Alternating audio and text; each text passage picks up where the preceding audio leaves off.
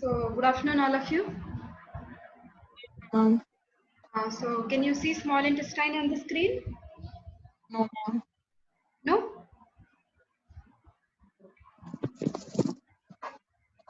Can you see now, beta? Yes, ma'am. Okay. Hope my voice is clear. Yes, ma'am. Okay, beta. So we have actually finished duodenum. So we will now discuss the remaining two parts. That is the jejunum and ileum. Okay. So this picture I have projected like in my previous lecture of duodenum also. What is the name of this partition we have here? So you have diaphragm. Okay. So you are finding yes, yes, but diaphragm. So you are finding two lungs in between which you are finding heart, and then we have the duodenum here. Sorry, diaphragm here. And what is this organ we have here? Liver. Liver. Okay. What is this structure separating? Falciform. Falciform Falciform ligament. ligament. What is the name of this bag? Stomach. Okay. What is the name of this connection? Cervix. Lesser omentum. Lesser omentum. Very good. Okay. What is the name of this fold of thing you are finding? Large intestine. Large intestine. Ascending colon, transverse colon, descending colon. So where is what is the name of this structure which is coming like this downwards from the Duodenum. duodenum? So what are these coils you are finding? Small intestine. Yeah, small intestines, remaining part. As I told you, DJI, duodenum, jejunum, and ileum. I'm very, very happy everybody is able to answer. Nice. So you remember very well. Okay. So you are finding in the abdomen below the diaphragm, you are finding liver, two lobes, right lobe, left lobe separated by falciform ligament. You have stomach connection is the lesser omentum, and this thin flap is greater omentum. You find the duodenum starting here. The duodenum's view is not visible because it is covered by the transverse colon anteriorly. Continuation of duodenum, we have jejunum and ileum. Okay, ileocecal junction, then appendix, ascending colon, transverse colon, descending colon, rectum, anal canal. So small intestine is basically divided into three parts. This is the transverse colon has been cut in this picture so as to show us the duodenum. Okay, so the C fold, what we have already discussed is duodenum. So remaining thing we are going to discuss now are jejunum and ileum. Okay, so jejunum and ileum, you can see this is shown in one different color, this is shown in some other different color if you keenly observe. So the remainder of small intestine, what we have already discussed, remainder left over is jejunum and ileum. So this is the duodenojejunal flexure where we have cut, so that the continuation of journey of small intestine, now you call it as jejunum. Further continuation of journey, you call it as ileum. Okay. So the upper 2/5 is actually the jejunum and lower 3/5. That's why you see these coils are less in number. The upper 2/5 is jejunum and lower 3/5 is the ileum. Okay, the terminal part of the ileum. Where is ending? Lokesh, this is the last part of the ileum. Where is it ending? Where is it opening? Where is the ileum? Very good, cecum. Cecum. Okay, cecum is the first part of the large intestine. Okay, that is the ascending colon. Okay, now see the jejunum and ileum are, I have been telling you since like many classes of my peritoneum, like they are suspended by a fold of peritoneum which is suspended from the posterior abdominal wall, that is mesentery. Okay, so yesterday's class I told you mesentery has attached margin and free margin, isn't it? What is the length of attached margin? Lokesh, Abhinav, I gave you the length dimensions, yes, yesterday. Attached margin is moving from L to duodenojejunal flexure to the right sacroiliac joint and measuring how much, Hemalata? Very good, loudly. 15 centimeters, ma'am. 15 centimeters. Okay, 15 centimeters. Okay, so the jejunum you are finding here. This is the main section of small intestine, which is measuring around 15 feet, and it is responsible for the absorption of almost all nutrients except water. Basically, if you just consider in the terms of physiology, the food is passing from the mouth into the esophagus, and food stays in the stomach for 2 to 3 hours where it undergoes partial digestion. So once the food is digested partially from the pyloric orifice of the stomach, it will be entering into the duodenum. Now, to ask now, Chavi is with us. Chavi, can you tell me what is opening in the second part of the duodenum?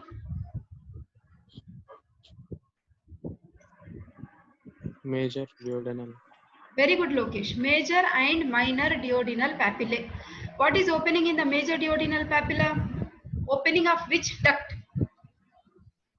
Waiter. Very good. Hepatopancreatic duct. That means what? Duodenum is receiving bile juice. Duodenum is also receiving pancreatic juice. That means small intestine is playing a major role in the completion of the process of digestion. That's because you see they are very long, like as long as 6 meters, isn't it?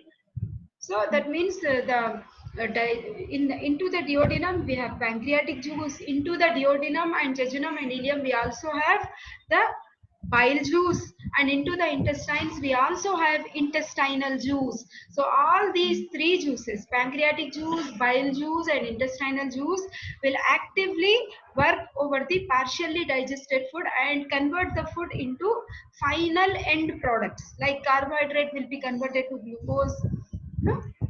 Proteins will be converted to the end product amino acids, and fats will be converted to the end products fatty acids. So the final absorption is taking place in the small intestine. Preferably the jejunum is the major place where you will see the maximum absorption of nutrients is taking place, because ileum is more concerned with the absorption of water, jejunum is more concerned with the absorption of end products of digestion. Okay, so now when you observe, when you compare the jejunum with ileum, jejunum will be little thicker and it will be wider. Okay, and it will be around 4 centimeters in diameter, and it is more vascular and deeper in color than ileum. All these gross features of the jejunum are like helping us to understand. See, it is more thicker in the wider, and diameter is more in the sense it is more like physiologically concerned with the absorption of end products of digestion. So it is thicker and diameter is also wider. Vascular means it is having rich blood supply. What is the blood vessel which is supplying the small intestines, this part? Superior mesenteric artery. Very good. Hans, like Lokesh, very, very good. Superior mesenteric artery, artery of midgut. Okay. What are the further branches which I have named yesterday, which are special names we have seen? Jejunal branches and ileal branches coming from superior mesenteric artery will be supplying. So this is more vascular. That's why, because it is rich in blood supply, it is more pinkish in color when you compare with ileum. Okay. That is. Now when you just cut, see the jejunum, you are finding, like I have been telling you right from the esophagus, basically the GIT has 4 layers. Okay, from inside to outside we have mucosa, then we have submucosa, we have muscular layer, inner circular, outer longitudinal, and the outermost covering what you are finding, serous layer. Okay. Now when you just cut and see in the dissection hall, when you observe this, the lumen will be showing all these circular folds, okay, which you can actually feel with your finger by grasping with your thumb and the index finger. You can nicely feel these circular folds. They are not like rugae. Rugae were found in the stomach, isn't it?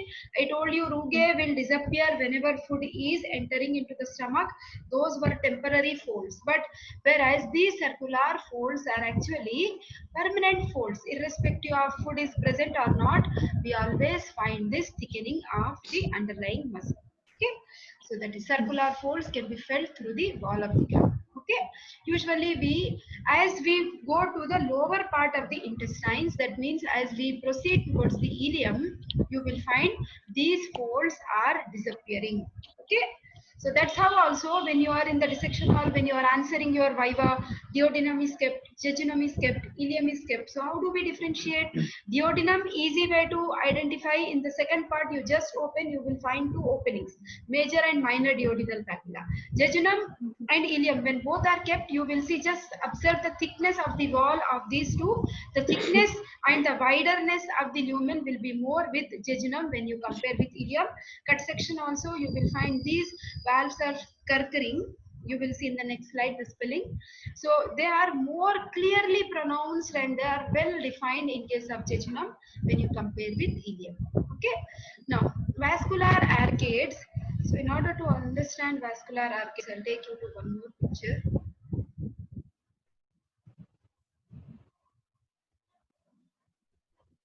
Yesterday also when I was talking about mesentery, actually vascular arcades I told you. Okay, anyhow, see here we are finding, see this is jejunum and here we have ileum.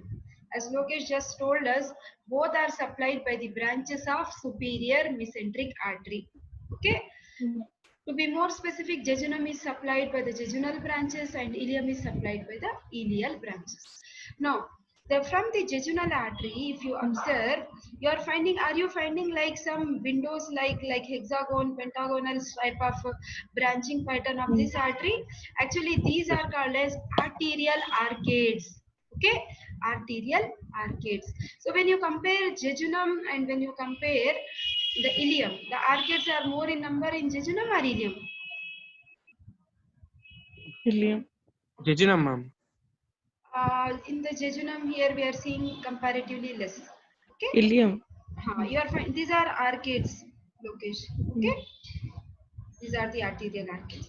Okay. Then yesterday also I told you, when you observe this picture, the straight blood vessels, anywhere this word straight comes, anatomy, what is the word we use? The word Vasa recta. recta. Recta. Rectum means straight. Rectus abdominis muscle is also straight. Okay. Similarly, you are finding these blood vessels are little straight. Okay. So what is the word we use? Vasa recta. Okay. Just I am giving you the orientation of the terms what we will be using with the small intestine. We will come across this word arterial arcades. Okay, so which is the branching pattern of the respective jejunal and the ileal arteries. From the arterial arcades, you will see the blood vessels will be going straight downwards. Okay, and these are actually called as vasa recta. Vasa recta are longer in case of jejunum, whereas they are shorter in case of ileum. Okay, you just see the wall thickness here. Mucosa, submucosa, muscular layer and serosa. This is the wall thickness. So wall is looking more thicker in case of jejunum and wall is looking little thinner in case of ileum, isn't it?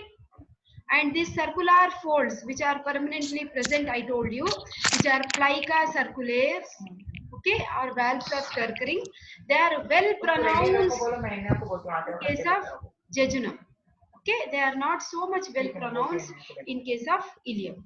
Okay, and when you observe in the ileum, the mucosa, just below the mucosa, you will see the collection of lymphatic tissue, which you can feel through the mucosa when you cut open the lumen of ileum and check. These are actually called as Peyer's patches. Peyer's patches are nothing but aggregation of lymphatic nodules. Okay, aggregations of lymphatic nodules are called as Peyer's patches. Okay, did you understand the differences? So from this lumen itself, you can make out this is more concerned with the absorption of food, whereas this is more concerned with the absorption of just water, and this is also concerned with killing of microorganisms because it is richly supplied with Peyer's patch. Is that clear? We'll go back.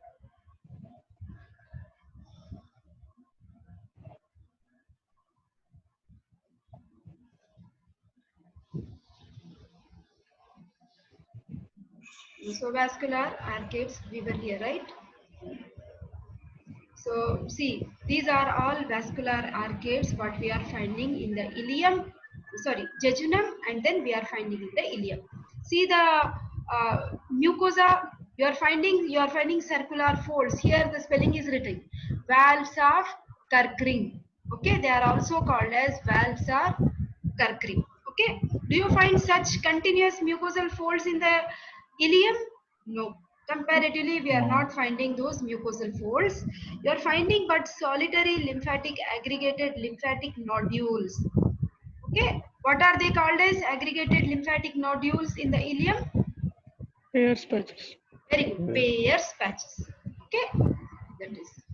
So that is the difference which I have clearly explained. Here also you are finding that mucosa is highly folded in the jejunum. Okay, circular folds, valves of Kurkri. Okay, now you are finding few differences here. See, average length overall you are finding. I told you small intestine is measuring 6 meters. Okay, but it may be little smaller like 3 meters. It may be still much larger like 10 meters also, ranging from 3 to 10 meters. That's the reason even see people who suffer with intestinal diseases like intestinal ulcers or intestinal cancers, usually always you remember, suppose if there is a jejunal tumor or ileal tumor, if the tumor is present in, take you to the picture to make you understand better. Suppose if the tumor is here, okay, this particular 4 or 5 centimeters of the lumen of the jejunum, or if this 5 centimeters of the lumen of the ileum is showing cancer, it's always wise to cut proximal 5 centimeters, distal 5 centimeters. Here also proximal 5 centimeters, distal. Here you like it, here you like it, and cut.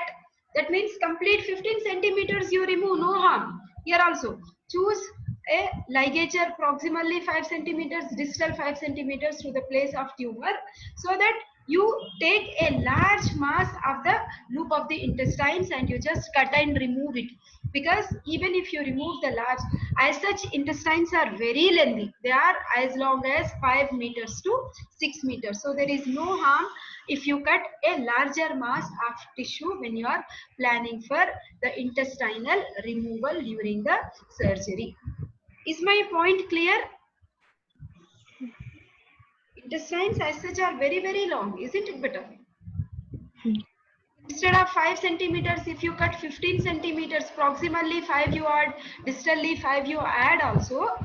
Instead of 5 centimeters, if you cut 15 centimeters also, there will be no harm. In fact, you will be preventing the spread of cancer.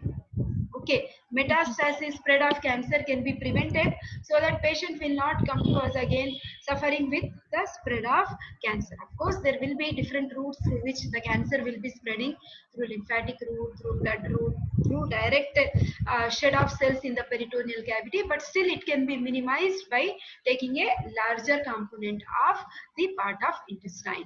Okay. So that is, patient can survive even if you remove 2/3 of the small intestines also. Okay, so they will not be affected much. Now generally jejunum is 2/5 red wide bore, thick wall. This is 3/5 pink narrow bore, thin wall. We have seen in that picture. Okay, so those valvulae, that means plicae valvulae conniventis is nothing but plicae circulares only, which are much more clearly defined in case of the lumen of jejunum.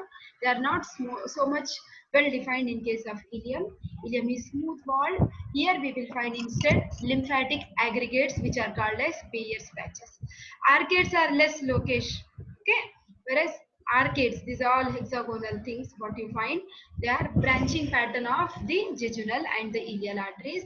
We have more arcades. I told you in yesterday's class, when you do dissection, when you go into the dissection hall, when you lift the coil of small intestine, ask your friend to pass the light from behind. You can nicely see the arterial arcades, hexagon, hexagon, hexagon. Okay, so those are actually called as windows. Okay, and distribution of fat will be different. Okay, mesentery lies superiorly in case of jejunum and attached to the left side of aorta. Here we will have less fat. As you see, if you think like gravity also, the fat accumulation will be more towards the lower part. Okay, that is. Now this, see, the characteristic feature of the small intestine is it has finger-like projections which are called as villi. And we know jejunum is more concerned with the absorption of the end products of digestion. Obviously, it will have more tall villi, and these invaginations are called as crypts. Long crypts are found. Histologically, the villi are comparatively shorter and crypts are also comparatively shorter. Okay, we will discuss about Paneth cells and all as we proceed. Okay, so that finishes jejunum. Then we are coming to ileum. Ileum is the last section of small intestine. It's about 6 feet, and it is more concerned with what I said: absorption of water and vitamins. Okay. Now, overall, when you start, this is our duodenum, C-fold. How many parts the duodenum has? Abhinav? 3.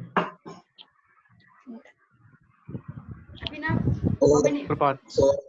4 parts. 4. First part, second part, third part, and the fourth part. What is the name of this junction? Where the jejunum is start? What do you call this, beta? Imad, what is the name of this? Flexure. What flexure, Hemalata? Duodenojejunal flexure. Duodenojejunal flexure. Duodenojejunal flexure. Flexure. Okay. So that's what is written here, beta. Right? We know like this is jejunum and ileum. Where is the ileum ending? Where is it opening? Into the cecum. Yeah, cecum is the first part of the large intestine. Can you see the opening here, which is like zoom to show? Okay, this is the opening of ileum. Okay, and this valve is called as ileocecal valve. Tomorrow I am going to elaborate this ileum and cecum, which actually it's an important essay question. But today what we are discussing is usually coming as 5 marks, separate 5 marks, 3 5 marks questions.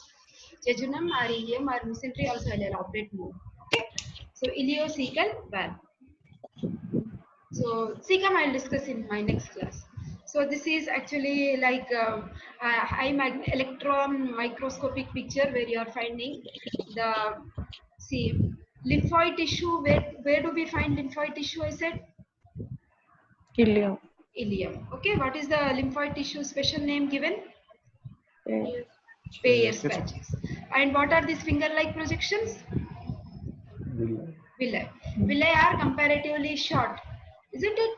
The scripts are also comparatively short in case of ileum when you compare with jejunum, because as the undigested food is entering here, the chief function of ileum becomes more of what, Vita? Absorption of water, minerals, and B complex vitamins. That's the reason the villus height has become less and it has become more protective, because it has more lymphoid aggregations now in the form of Peyer's patches. Okay. So this is solitary lymphatic follicle which is shown. Okay, these are all solitary. One you call them as solitary, and if they are all together you call them as aggregated lymphatic follicles. We have solitary, we also have aggregated lymphatic follicles. What is the term used? Abhinav, what is the name given to this aggregated lymphatic follicles? Peyer's patches. Peyer's patches. Very good, Peyer's patches. Okay, now see, we are now showing from the stomach, duodenum, jejunum, ileum, cecum. This blind pouch we are finding is appendix. So our small intestine is DJI, D, J and I. Okay, this is duodenum. How much is the length I told you? 25 centimeters. Isn't it? 25 centimeters. What is this fold of peritoneum here? Mesentery. Okay, this becomes attached margin and this becomes free margin, which is moving along the coils of small intestine. Okay, beta?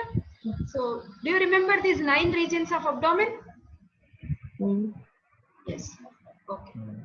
So, this right hypochondric, epigastric, Left hypochondrium, left hypochondric, umbilical, right lumbar, left lumbar, left lumbar, right iliac fossa, right iliac fossa, left iliac fossa, hypogastric. hypogastric. This is hypogastric. What is this plane you have cut? Transpyloric. What is this plane we have cut? Transtubercular. Very good. What is this plane we have cut? Left vertical plane. Very good. Meghana. Mid-clavicular. This is Clavicular. Okay. very good. What is this line we have told during our first class? Alba. Linea alba. Linea alba. Yeah, very good, linear. I'm very happy. All of you are remembering everything. I'm very, very happy. Okay, now structure of this villi. See, these are the finger-like projections which are actually called as villi, isn't it? So basic 4 layers.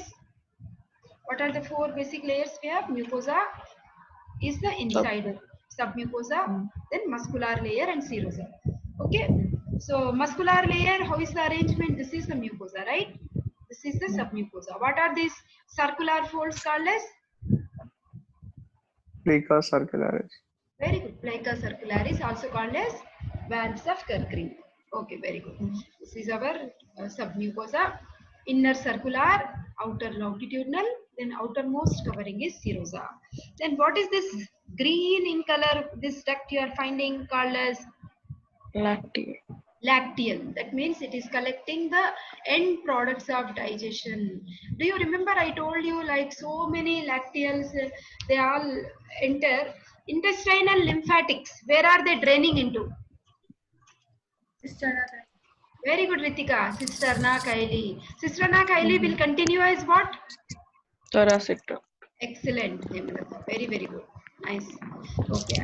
These are the circular folds or valves of Kerckring. They are macroscopically visible. When you cut the jejunum in the dissection hall and check, you will see this. They are crescent-shaped folds, half moon-like. Okay.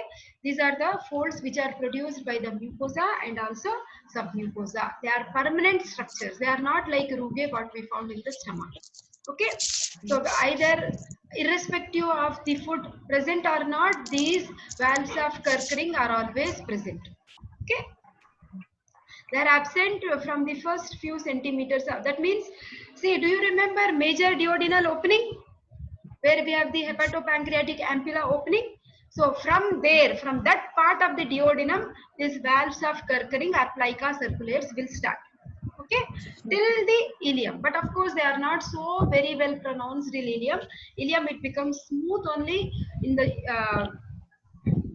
ileum. We will find most of the Peyer's patches.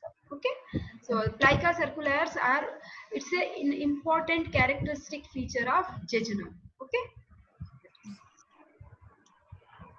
mucosa, submucosa, all this you are finding. Okay, what are these projections you are finding? Villi. See here, actually this is a very good comparative study which will help us the physiological part of the anatomy also. See, this is esophagus and mucosa. In the mucosa, we are not finding much folds. Whereas when you come to the stomach, in the submucosa layer, we will find gastric glands. But mucosa is not showing outpouchings. When you see duodenum, we are finding the mucosal outpouching which are seen in the form of villi. You see the height of villi? Duodenum is only 25 centimeters long. So it can only, the major function is it is receiving the juices, pancreatic juice, isn't it? Bile juice and intestinal juice. Whereas when you see the height of villi in the jejunum, are they more or less comparatively with duodenum? They are taller, isn't it? In the ileum also comparatively, the villi will be there but not as tall, and also they are not as much in number as you compare with jejunum. That means jejunum is the major part where we will see the maximum reabsorption of food. Okay, the end products of digestion. Now, functionally, if you just correlate, when you go to colon, are you finding finger-like projection there? No. No. When you compare in the ileum, the lymphatic follicles have started. What is the name of the lymphatic follicles? Peyer's patch. Why there is no finger-like projection in the colon? What is the function of colon? Tomorrow we will elaborate this. Cecum, appendix, everything. What is this? Here there is Colon. only reabsorption of water and the B complex vitamins and minerals, because of which the mucosa is not showing the finger-like projections in the lumen. Villi are absent. Functionally, everything what we study anatomically, you should correlate functionally. I hope you are able to correlate now. Yes? Okay. So this is the mucosa layer. Here we have the submucosa, muscularis layer, and outermost covering in the esophagus. We do not have any peritoneal covering there. That's why we use the word adventitia there. But rest of the part of the GIT, we usually use the word, what is that? Serosa. Serosa, isn't it? So this is the intestinal villi, which is actually increasing the surface area to 10 times. Okay. Not only that, the lining epithelium is, what type of epithelium we will find here? Simple columnar epithelium, isn't it? Simple columnar epithelium. Tall cells resting on basement membrane are called as columnar cells, and the surface membrane of these columnar cells also will show further folds. What are those further folds called as? Microvilli. Microvilli. The function of microvilli is they increase, suppose this is surface membrane of the columnar cells. Suppose if they are folding like this, these are now called as microvilli. If you uncoil them, see how much surface area it is enclosing. That means villi are increasing the surface area. Upon that, the cellular cell membrane of each columnar cell is also folding to form the microvilli, which is further increasing the surface area of absorption. Okay.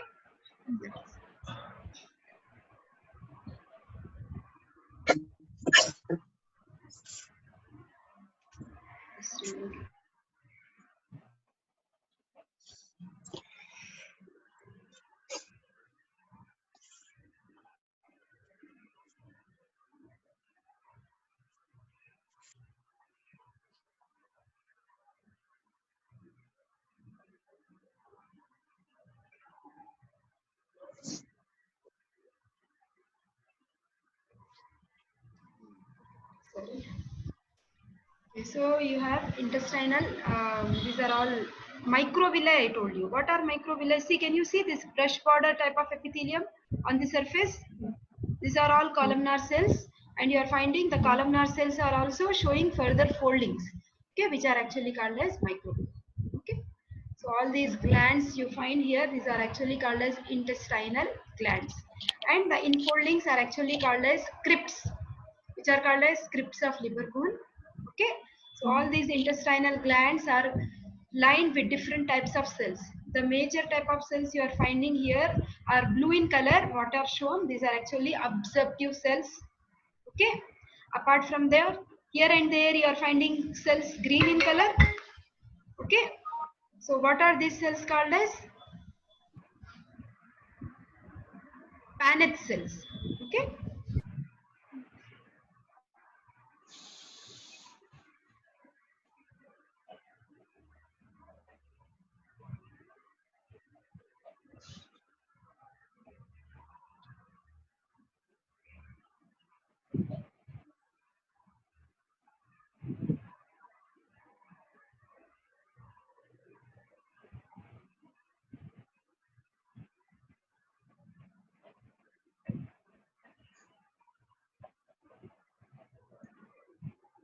So these are different types of cells, but enteroendocrine cells we have, Paneth cells we have. Okay, so this is the, now see, this is villus, which is finger-like projection into the lumen, and these are the invaginations which are called as crypts. Okay, so here you have stem cells also. Stem cells are the cells which will be continuously regenerating the remaining cells. Goblet cells will be concerned with the secretion of mucus. Because as the food is entering in the lower part of the GIT, what happens? They become, undigested food will be more and water reabsorption will be taking place. Then there are chances of the undigested food to become very much hard. So in order to prevent that, the mucus secretions will be there. Okay. So all these are different types of cells. These are goblet cells. Nucleus will be down, and these are all mucus droplets, which are actually this surface of the cell ruptures to release the sticky secretions into the lumen in order to lubricate the undigested food, in order to soften the stool. Actually, these are present more in large intestine, but they are also seen in small intestine here and there. Okay. This is the apical end of each goblet cell. Okay, which is richly filled with mucous substance. Okay, nucleus is towards the basement membrane. Okay. So Paneth cells, these are the Paneth cells. These are secretory epithelial cells which are found towards the crypts. Okay. So they actually secrete antibacterial proteins. Okay, I told you as we are moving towards down, Macrophages. something like that only. Okay, they release the antibacterial proteins which will kill the microorganisms. Okay. So they take like these are lower down whatever we are finding. These are the Paneth cells. Okay. So enteroendocrine cells, they are concerned with the secretion of hormones. Okay. So these are here and there you are finding. So they produce peptide hormones. Okay. Finally, we are coming to the differences between jejunum and ileum. This will be asked. Okay, for 5 marks, usually this question is asked. So this is the summary of what we have already studied. Jejunum is measuring 2/5 of complete small intestine, whereas ileum is measuring 3/5. So it is found in the upper part of the peritoneal cavity below the left side of the transverse mesocolon. Isn't it? We have seen the picture. Ileum, DJI. I is in the lower part of the peritoneal cavity in the pelvis. So jejunal wall is quite thicker and much red in color because it is actively involved in the absorption of end products of digestion. This looks thinner and less redder because it is more concerned with the absorption of water and B complex vitamins. Arterial arcades I have shown, they are simple, only 1 or 2 with long infrequent branches. We see long vasa recta, isn't it? Whereas in ileum we will see numerous arterial arcades, short terminal vessels. That means vasa recta are very small here. Okay, so arterial arcades are more and short vasa recta. Fat in the mesentery is deposited near the root. It is scanty near the intestinal wall. Okay, it is comparatively less in amount. That's why when you pass the light from the other side, you will see the windows. The light will be passing. Okay, fat is in the lower part of the ileum. Fat will be deposited more throughout the mesentery.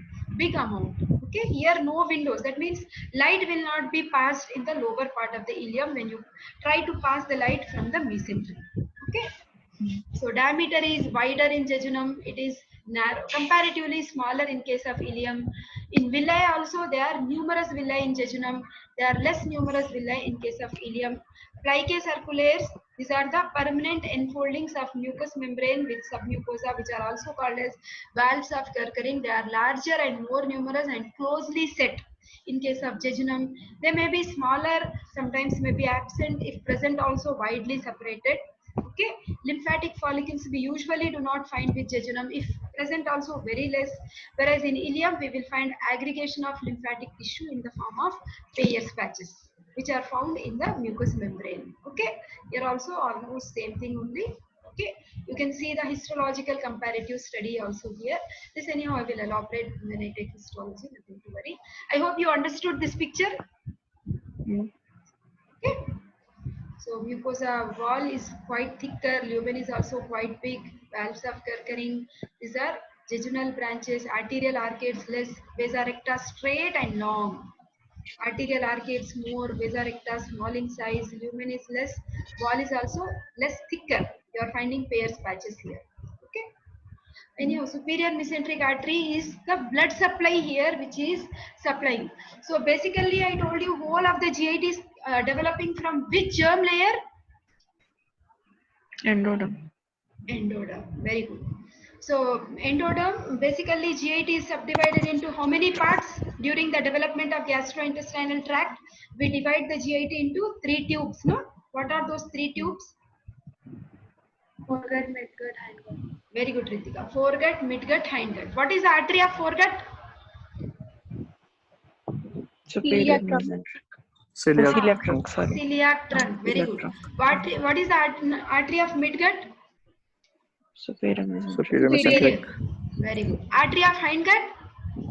Inferior mesenteric. Yeah, very good. Inferior mesenteric artery. Now we know from the lower part of the opening of the major duodenal papilla till the right half of the right 2/3 of the transverse colon, everything is developed from midgut only. So obviously jejunum, ileum, they are all supplied by only this artery, superior mesenteric artery. Okay. Now superior mesenteric artery, it will have some branches. What are those? I want you to remember this code: MRI. MRI. MRI. Okay, we have middle colic, right colic, ileocolic. Apart from that, we have jejunal branches and ileal branches. Okay, so these are the major branches which are coming from superior mesenteric artery, which are actually supplying the jejunal and ileal branches. Okay, anyhow, I am going to discuss these arteries much in detail as a separate topic: blood vessels of the gut. Okay. So the blood supply of jejunum and ileum, they come from superior mesenteric artery. Actually, I'll show you a very good picture how they anastomose at the edge of the mesentery to form series of arterial arcades. Okay. Correspondingly, venous drainage, it will be going into superior mesenteric vein. Superior mesenteric vein will drain into which vein, Meghana? For stomach, I have used the same thing. For duodenum, I have used the same thing. Finally, the venous drainage is going into one vein. I asked you to remember the name of that vein. Portal vein. Very good, beta. Portal vein. Superior mesenteric vein is finally, it will be draining into portal vein.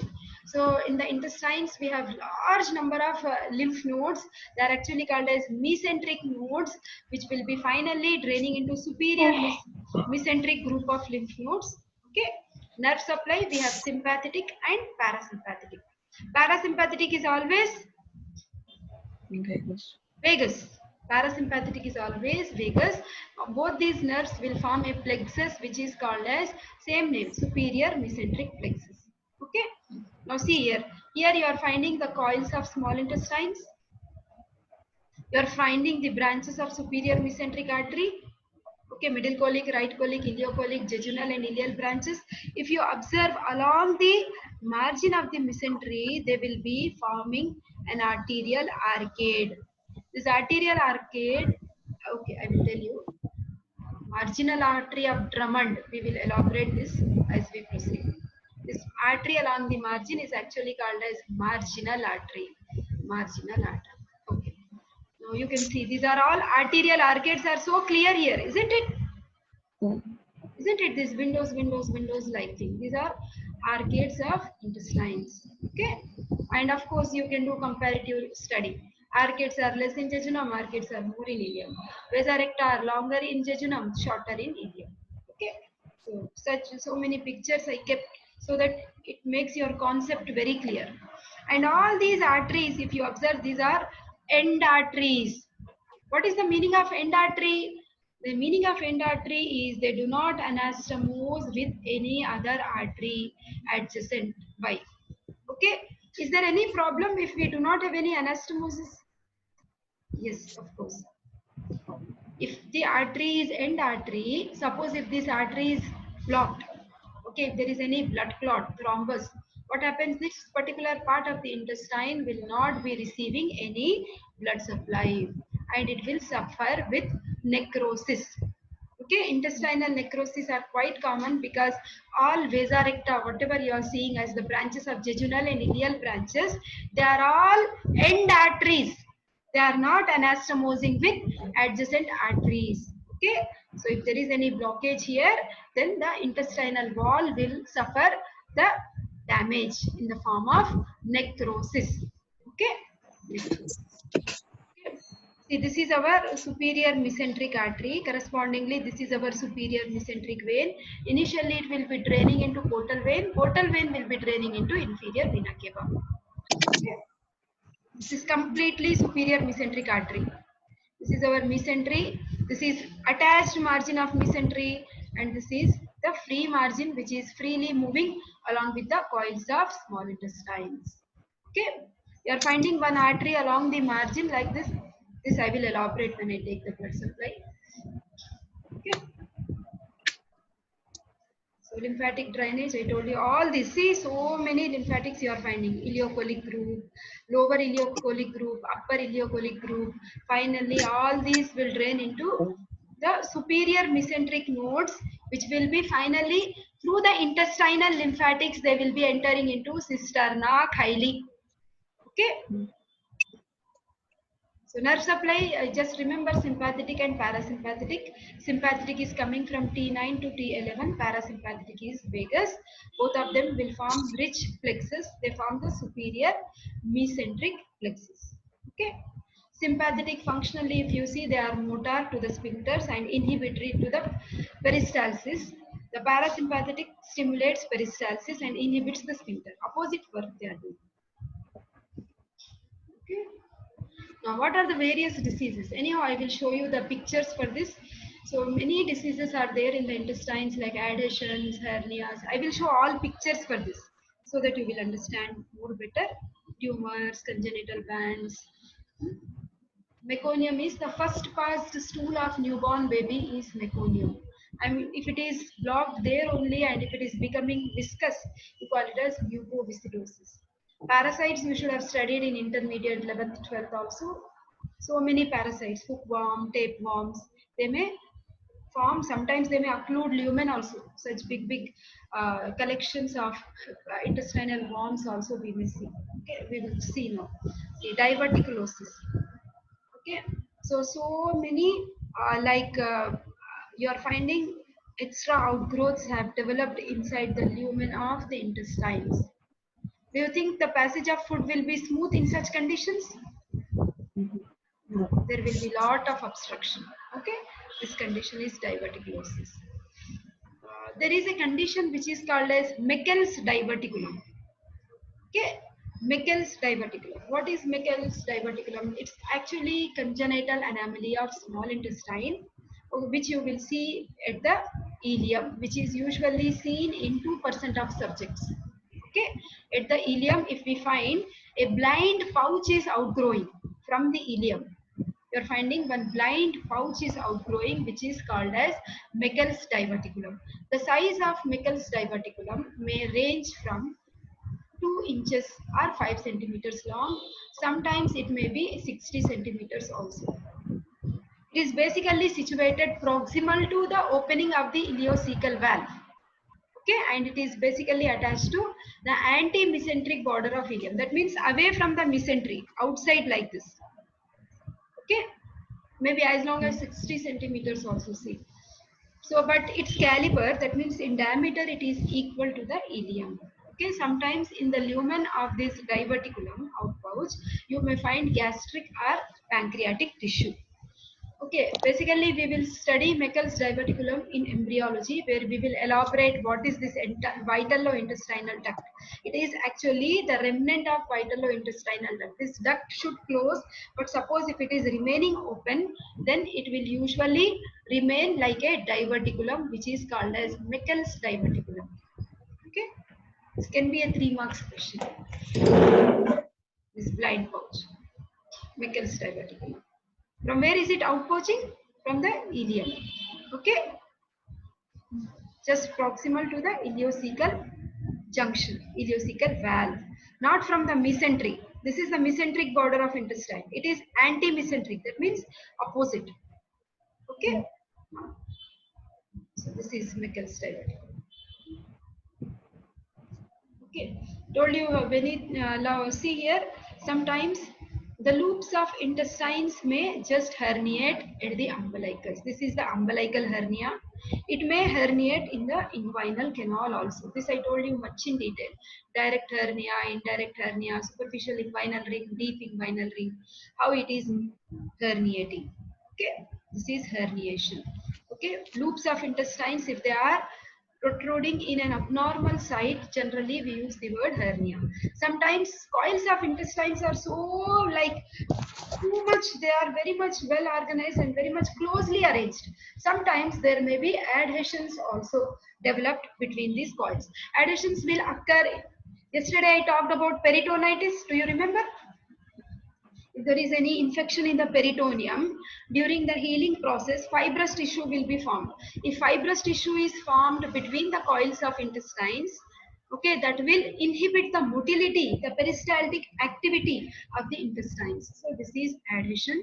Sometimes the intestine may sink itself in the lumen.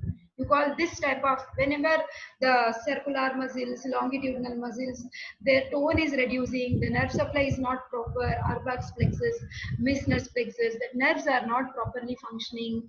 Okay, then what happens? The tone of the muscle will become very weak and it itself folds in the lumen. So such pathological condition is called intussusception. Okay, if you find if the intestine is forming a loop, a coil, then you call it as volvulus. You can see here. Okay, so this is in X-ray also. In all the colleges you will have this type of X-rays generally, which is called as barium swallow, barium meal.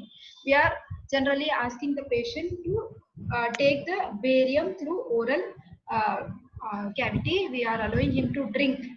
Okay, once the patient is drinking, then we will take the X-ray to check if there is any obstruction in the gastrointestinal tract. Okay, so this is barium swallow. This picture what you are finding here, this is stomach here. Okay, then after stomach, what is the part we will get? This is the cardiac end of the stomach. This is the pyloric end of the stomach. After the stomach, we will have duodenum. Okay, after duodenum, we will see the coils of jejunum and ileum, isn't it? So this is actually barium X-ray. Okay, so we can also give barium from the anal orifice. In such case, you usually use the word barium enema. Through anal orifice, the barium will pass into the first, like you should come in reverse direction, isn't it? Rectum, sigmoid colon, descending colon, transverse colon, then ascending colon, then it comes into the ileal coils, then jejunal coils. Filling will be like this if you take in the form of enema. So all these X-rays we usually take to check if there is any obstruction. This anyhow I will elaborate when we take X-rays at the end of abdomen. Okay. So here you are finding intestinal malrotation.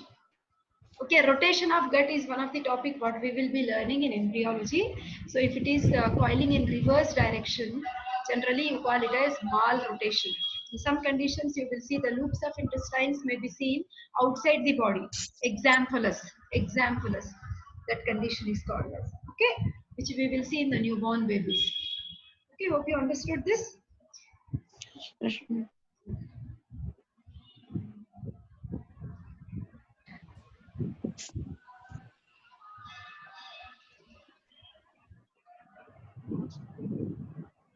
I want to mesentery. There are some pictures which are yesterday only I was trying to show this. Can you see mesentery on the screen? Okay. So mesentery already I told you it's a broad fan-shaped double layer of peritoneum which is suspending the jejunum and ileum from the posterior abdominal wall. It's not so clear. You can see. Is it not so clear? Like I told you, like in old movies, the heroines we see like doing like this with fan. So that's how this word fan-shaped fold of peritoneum has come. Okay. So it conveys nutrition and also innervation. Nutrition, how does it convey nutrition? That means the blood vessels are distributed through mesentery. Are you finding nodes like structures? Those are nothing but lymph nodes. Okay. So it has vertebral border which is attached to the posterior abdominal wall, and this border becomes the intestinal border. This is how you will be holding in the dissection hall with the help of your friend. And your friend will be passing light from that side and you will be able to see the windows from this side. They are not so clearly defined lower down. I said no, because fat accumulation is more. Okay, so this is the root of mesentery. What is the length I asked you today? 15 centimeters. From where is it moving? Duodenojejunal flexure, which starts at L2 and it is running till the right sacroiliac joint are roughly this iliocecal junction. Okay. So this is. Do you remember what are the structures the root of mesentery is crossing? This is one Viva question for you now. This is all root of mesentery. I told you it is crossing third part of the duodenum. It is crossing superior mesenteric vessels, isn't it?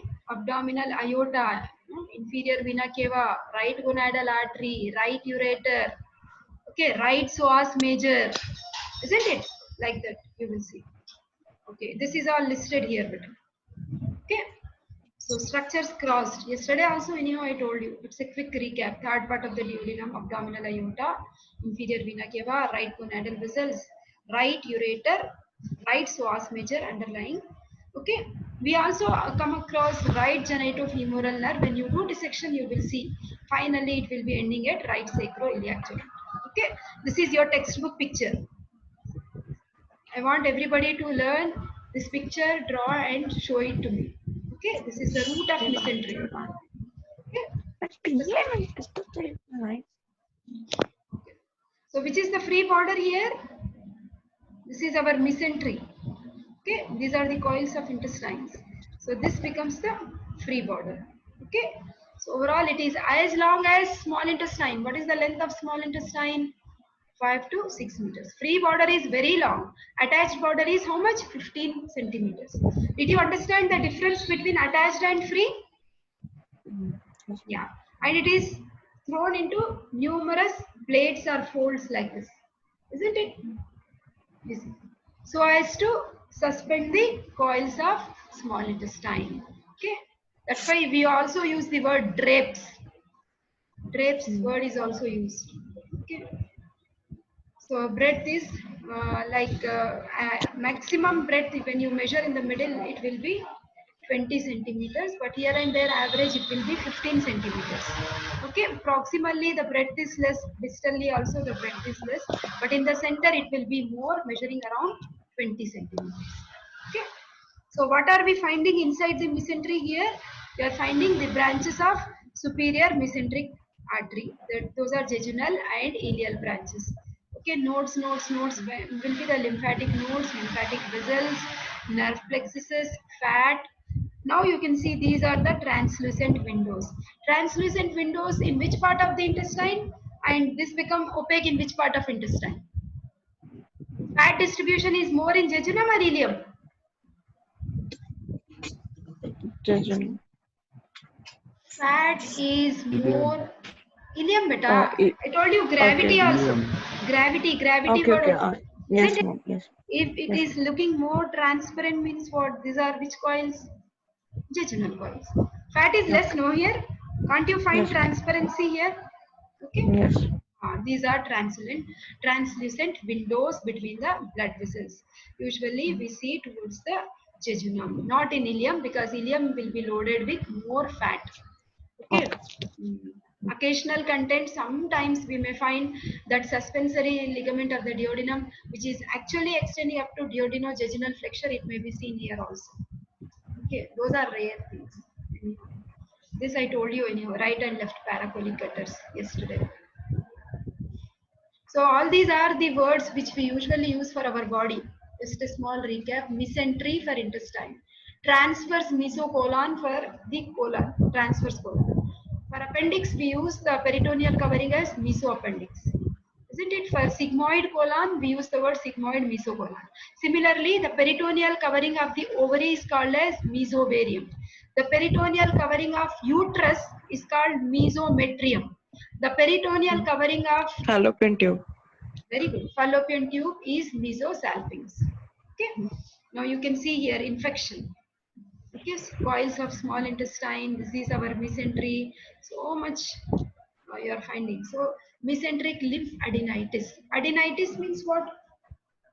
Inflammation of lymph nodes.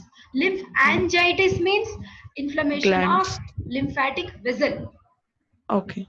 If gland is inflamed, you use the word lymphadenitis. If vessel is inflamed, we use the word lymphangitis. Lymphangitis is okay.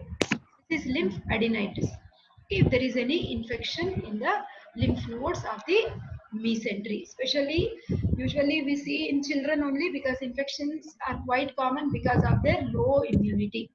Okay. So we usually define Ma'am? infection. We have three things, no ma'am. Lymphadenitis, angiitis, and dentitis, something like that. No, but only two for sure. Okay. Lymphadenitis, lymphangitis. Lymphadenitis is the inflammation of lymph nodes. From the lymph Okay. nodes, we have lymphatic vessels coming, right? Yes, ma'am. See, these are lymph nodes. Okay. Then are you finding these are lymphatic vessels? If the node is inflamed, you call it as lymphadenitis. If Okay. vessel is inflamed, you call it as lymphangitis. Okay. Okay. So usually we find such infections in small children. Okay. So often the pain, you remember I told you McBurney's point? Yes, ma'am. McBurney's point, we generally should draw one line from the umbilicus to the anterior superior iliac spine. Medial 2/3 and lateral 1/3. If you just press and see, if there is severe pain, then you have to rule out appendicitis. Okay. We will repeat when we are doing appendix, nothing to worry. So generally the pain what the children present with, it may mimic, it may look like appendicitis, but unlike appendicitis, mesenteric lymphadenitis is not so serious and it is self-resolving. It will clear on its own. Okay. What is ischemia? If there is any kinking of the blood vessel or if there is any blockage in the blood vessel, you will see that particular part of the intestine will not receive any blood supply. Okay, that is called as mesenteric ischemia. Okay, large intestine we will do in next class. We'll stop here. Yes. See you all tomorrow. Bye. Thank you. Bye, ma'am.